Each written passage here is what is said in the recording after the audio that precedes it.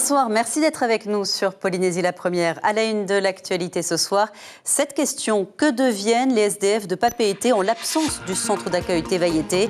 Où vont-ils pour trouver de quoi manger, se laver, mais aussi discuter? Nous verrons dans un instant que les sans-abri peuvent toujours se tourner vers les autres centres d'accueil de la capitale. Nous irons ensuite aux Fidji, où vient de s'ouvrir le sommet du Forum des îles du Pacifique. Au nom de la Polynésie française, Jean-Christophe Bouissou prône l'unité entre les Océaniens. Mais ça commence mal, les Kiribati ont claqué la porte, l'archipel se dit mis à l'écart. Les explications dans ce journal. Atterrissage en douceur à Maupiti, plus besoin d'attendre sous le soleil ou sous la pluie. La nouvelle aérogare est enfin là, après 3 ans de travaux. Et comme une bonne nouvelle n'arrive jamais seule, la Nouvelle Poste, le premier distributeur de billets automatiques et le centre médical de Maupiti ont aussi été inaugurés aujourd'hui. Et puis on se rendra au cœur des montagnes des Alpes françaises, à Morzine, là où les coureurs du Tour de France vont s'élancer tout à l'heure pour la 10e étape. Nous serons en direct avec Florian Courrèges, cycliste amateur du club Tamari Punaru et actuellement au sein de la caravane du Tour. Cela fait 30 ans que Père Christophe prend soin des sans-abri de Papeete avec le presbytère qui gère le centre d'accueil Tevayete. Mais depuis le début du mois, tout est à l'arrêt. Le centre est fermé en réaction au comportement d'un couple de SDF. Mais alors, où vont les sans-abri? Est-ce qu'ils se tournent vers les 8 autres centres d'accueil de la capitale? La réponse avec Mélissa Chong et Jérôme Lee. Chacun doit prendre ses responsabilités. Père Christophe est ferme, le centre de jour Tevayete reste temporairement clos. Repas, maraudes et accompagnement administratif ne sont plus assurés depuis le 1er juillet. Une décision prise suite au comportement irrespectueux d'un couple de SDF aux abords de la cathédrale. J'attends que ce couple qui squatte à côté de la cathédrale et dans la cathédrale quitte les lieux. Moi, tant que la sécurité et la tranquillité des paroissiens, des secrétaires n'est pas assurée, je n'ouvrirai pas. Et ça ne pourra être assuré que lorsque cette personne ne sera plus là. Du côté de Mam'o, le centre de jour Tetorea ne compte pas plus de sans-abri qu'à l'accoutumée. Ici, une trentaine d'habitués bénéficient chaque jour d'un café, d'un accès aux sanitaires et aux machines à laver. C'est un peu malheureux aussi, à cause d'une personne. C'est tout le monde qui est dans... je sais pas comment... Voilà. Depuis la fermeture, il n'y a pas eu d'impact chez nous. Nous, on continue notre activité avec les mêmes personnes et tout. Au niveau de Père Christophe, c'est son choix. Hein. Donc après, on n'a pas notre... On va dire que nous, on continuerons à accueillir les gens puisqu'ils sont libres d'aller là où ils veulent, soit chez Père Christophe, soit chez nous. Depuis la fermeture du centre Tevayete, les sans-abri du centre-ville sont livrés à eux-mêmes. À Papeete, 535 personnes n'ont pas de domicile fixe. Ce devait être le sommet de la réconciliation et de l'union. Le Forum des îles du Pacifique est réuni aux Fidji depuis aujourd'hui. Premier constat, les brouilles du passé persistent entre les Micronésiens d'un côté et leurs alliés polynésiens et mélanésiens de l'autre. Le fauteuil des Kiribati, voisins de la Polynésie, est resté vide. L'archipel a claqué la porte du forum, affirmant avoir le sentiment d'être mis à l'écart. Cela a créé un malaise à Suva, mais les dirigeants présents sont bien déterminés à faire avancer les dossiers phares. Les précisions de notre envoyé spécial aux Fidji, Hedi Enko. Drapeaux sur les véhicules officiels, gardes du corps et policiers en tenue d'apparat. Le gouvernement fidjien a mis les petits plats dans les grands pour ce 51e forum, à l'instar de l'accueil réservé à Jean-Christophe Bouissou, lundi matin. Et dès leur arrivée, les discussions sont entamées, car c'est bien le souhait des décideurs du forum, renouer un dialogue en face à face après 2 ans de pandémie, qui ont quelque peu mis à mal les relations diplomatiques entre certains leaders. Les Kiribati ont d'ailleurs claqué la porte du sommet pour protester contre la non-nomination de leur candidat au titre de secrétaire du forum.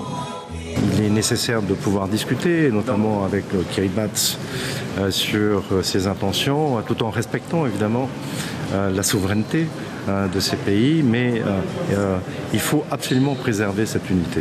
Je crois qu'aujourd'hui, plus qu'hier, nous devons nous tenir la main et combattre ensemble, pour ainsi dire, parce que ce sera quand même compris comme étant une faille quelque part. Il ne faut pas l'oublier, le Pacifique est bien au centre d'intérêt et de discussions qui vont au-delà des frontières insulaires. La Chine, les États-Unis, l'Europe ont dépêché sur place des envoyés qui œuvrent dans les couloirs pour des intérêts économiques grandissants, mais aussi des questions de sécurité. Et le Polynésien questionneront certains quel intérêt le forum a pour lui. On pourrait en effet croire que l'on ne discute ici que d'intérêt à l'échelle de nations, et pourtant non, car c'est ici que la Polynésie peut trouver un écho pour la préservation de son environnement. De dire aussi que nous souhaitons que notre océan soit le sanctuaire des animaux marins et nous avons d'ores et déjà pris des dispositions dans ce sens. Ce qu'il faut, c'est que cet exemple-là soit aussi suivi par les autres pays du G18. La deuxième chose, c'est évidemment que nous ayons une même stratégie au travers du discours et au-delà du discours, des actes sur la manière dont les grands pays peuvent aussi apporter leur concours au niveau de nos politiques publiques. Donc il faut que la Polynésie, qui est membre aujourd'hui du Forum, donne de sa voix. Justement, on parlera dès demain ici de l'économie bleue à l'échelle du Pacifique, et là nous aurons notre mot à dire. N'oublions pas que notre océan recouvre un tiers du globe et que dans ce continent bleu, le plus grand espace de zone exclusive, eh bien c'est nous, c'est notre Fénois, avec près de 5 millions de kilomètres carrés. Une nouvelle visite pour les stagiaires du service national universel. Cette fois, ils sont allés à la rencontre du groupement aéronautique militaire de Fa'a'a. C'est là que sont basés les aéronefs des forces armées de Polynésie. Une découverte pour ces jeunes volontaires. Reportage de James O et Mirko Vanfo. Ils sont originaires de Papeete, Fa'a'a, Moorea ou encore de la Presqu'île.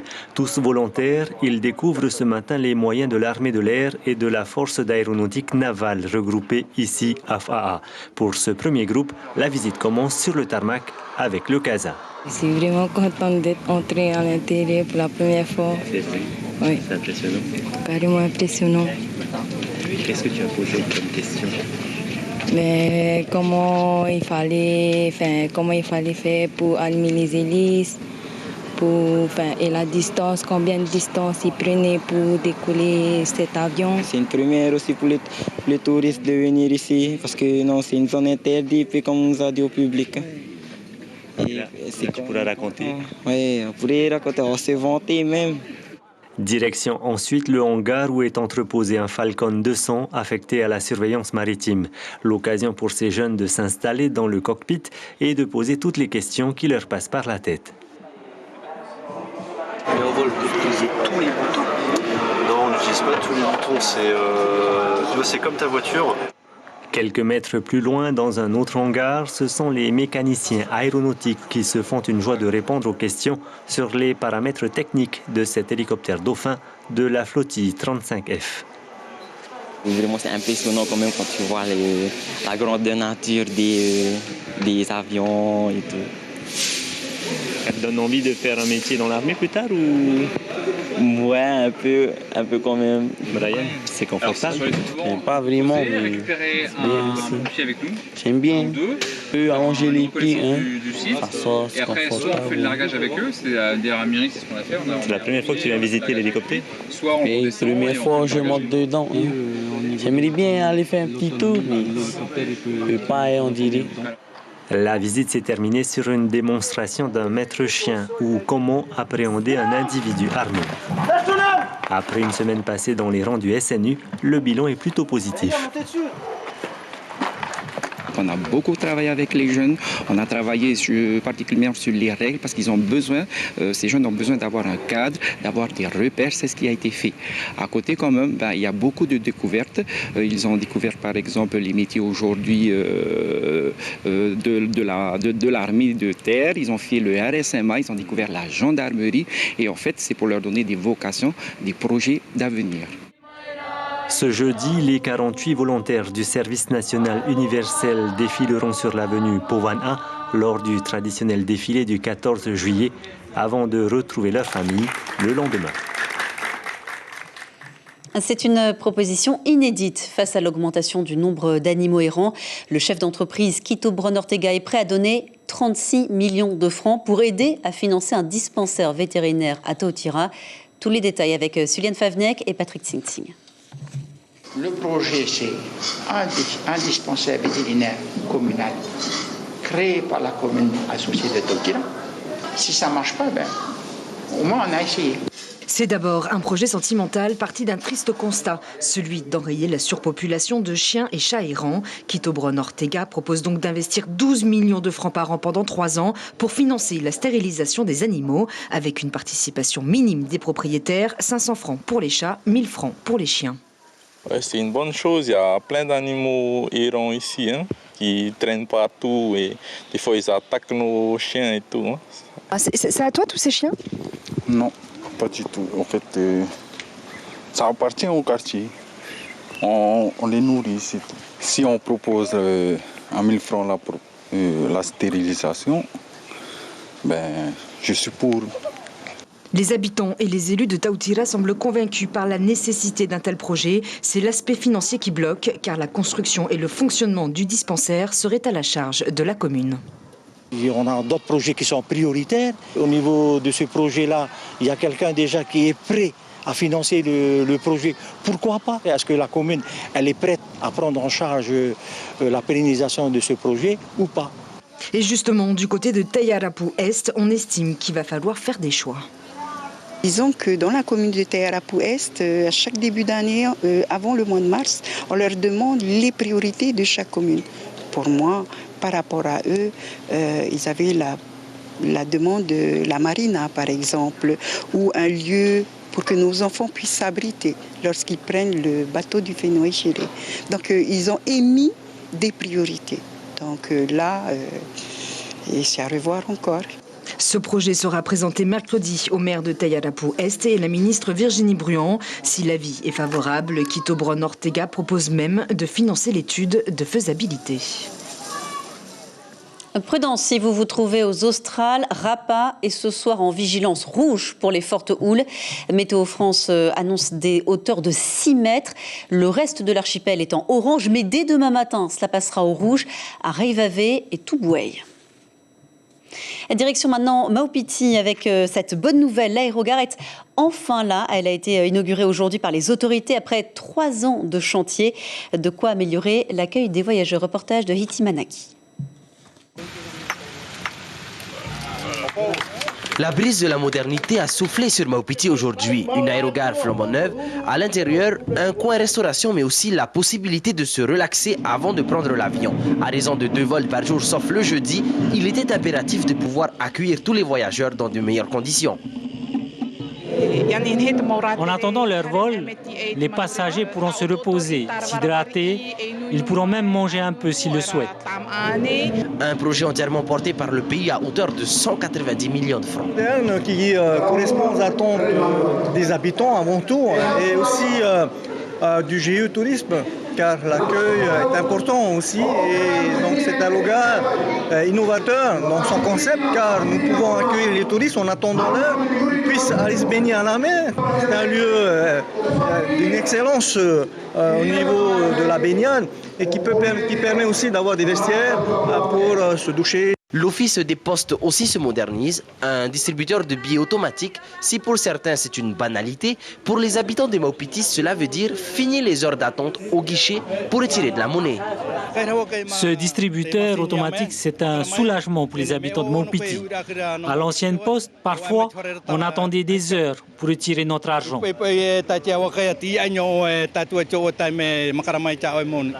Le point d'orgue de cette journée consacrée aux inaugurations, le centre médical Ha'apuora.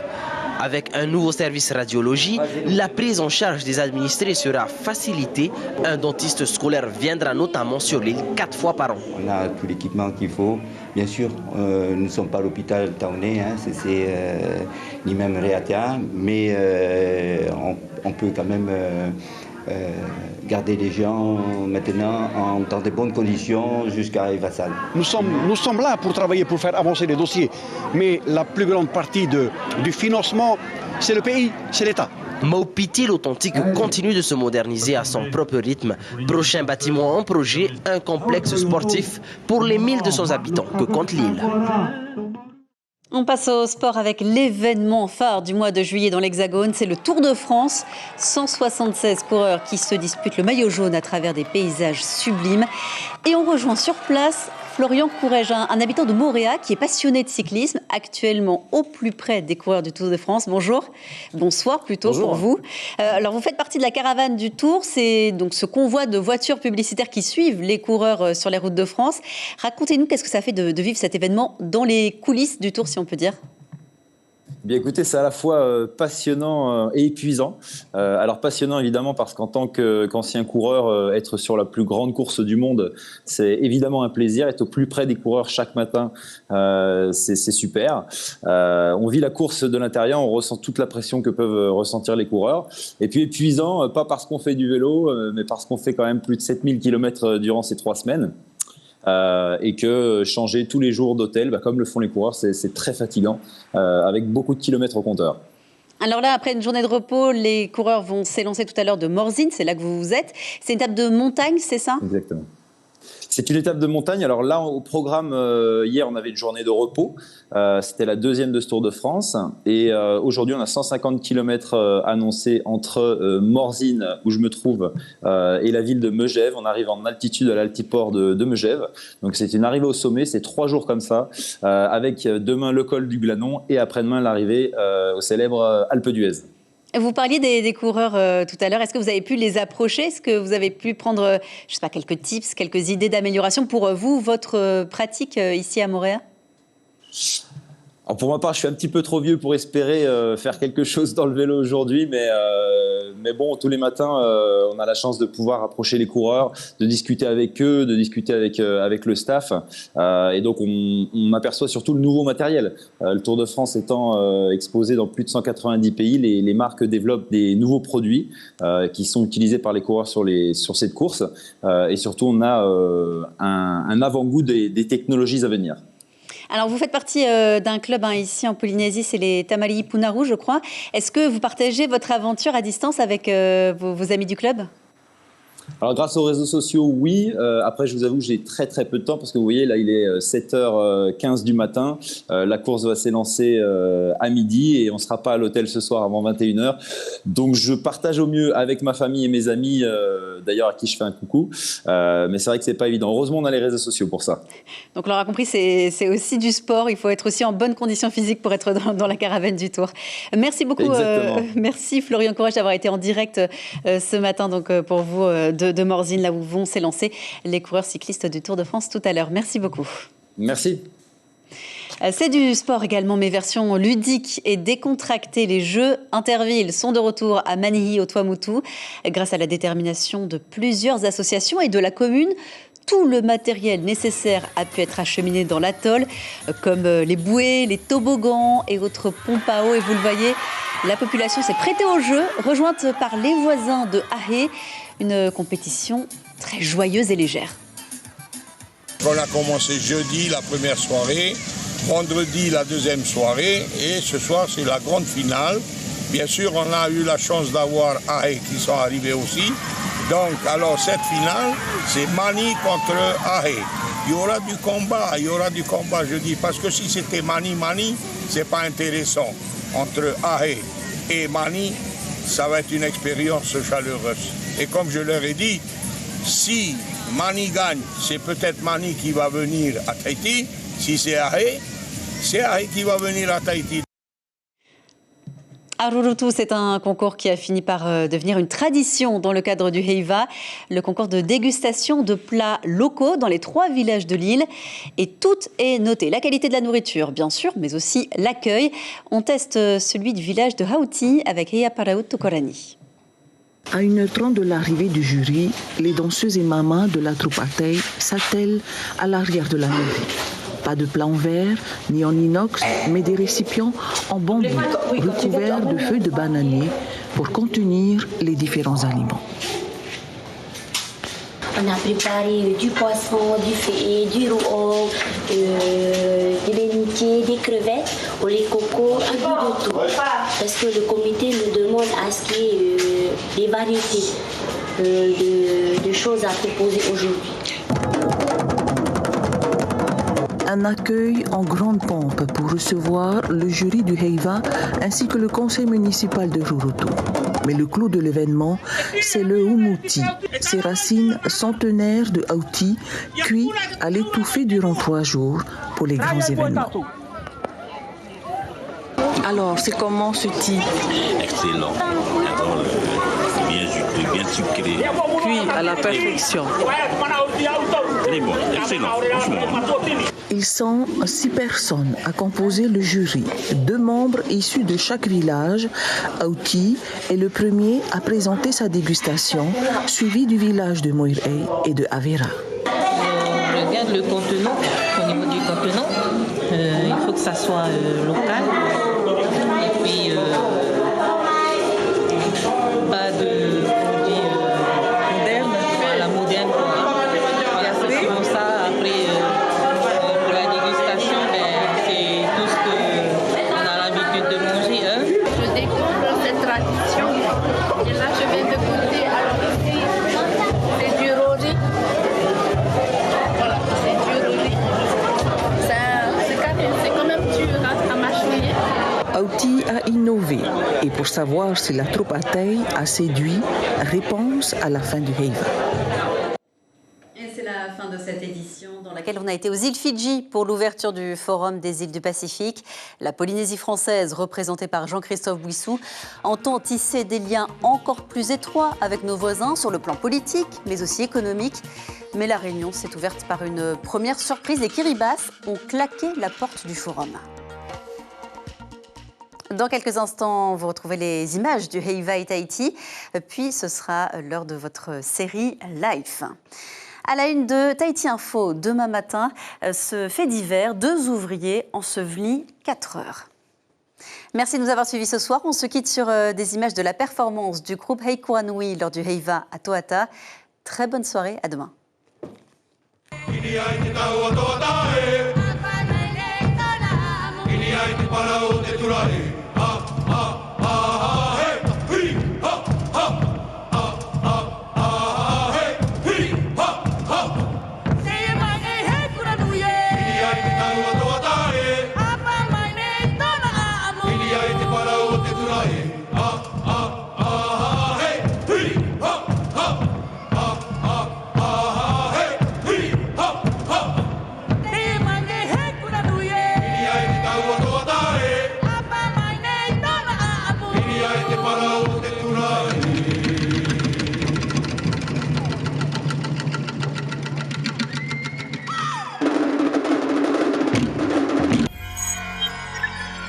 Retrouvez ce programme en replay sur notre site internet. L'information en continu sur Polynésie la première, internet et réseaux sociaux.